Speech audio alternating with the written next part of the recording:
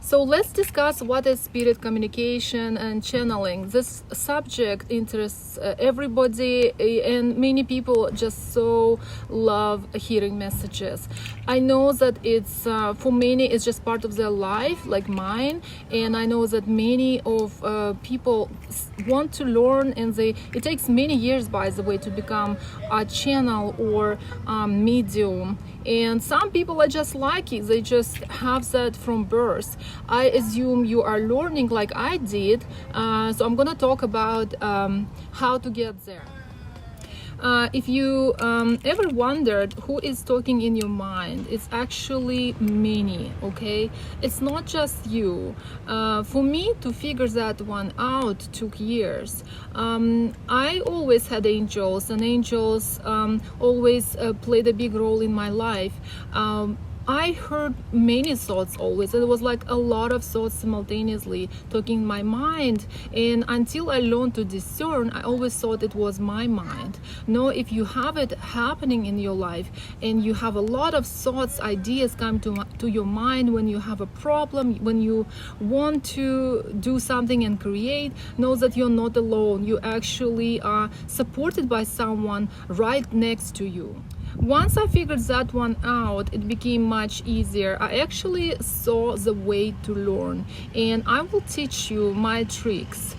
First of all, discernment is actually the key. Discernment. There is nothing else. If you start discerning every thought you ever thought or you ever heard in your mind, you will start realizing it's not me. And trust me, everybody is psychic and everybody is mediumistic. People just don't realize it. They just don't acknowledge that gift. How to discern?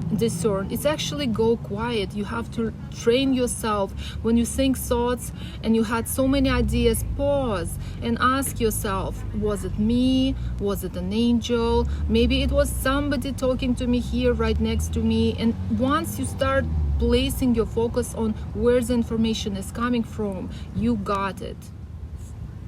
For discernment to happen, you have to know that paying attention must be.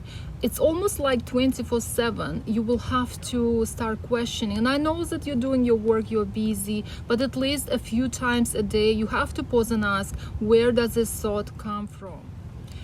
Over time, you will be well versed in understanding who is talking, you or someone else, and know that at that point when discernment happens, you will have to start paying attention. Is it negative message or positive? And I suggest that you set up your protection immediately, that you have your shields up, that you work maybe with benevolent entities like I do, or you just invite Archangel Michael, so that you don't channel negative stuff. Make sure that messages are positive and uplifting.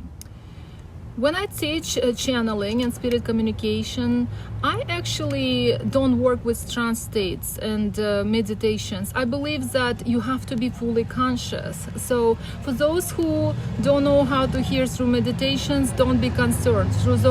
For those who actually don't like meditating, my method is probably optimal. So my method involves consciousness. One thing to understand that consciousness has no limitations.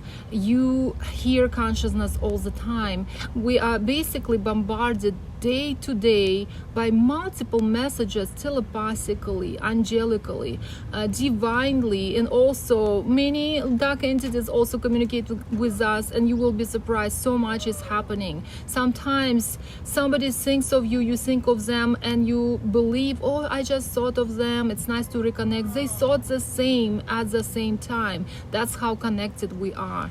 Just know that it's not just a coincidence. You are very mediumistic and you know how to hear spirit. Let's acknowledge that right now.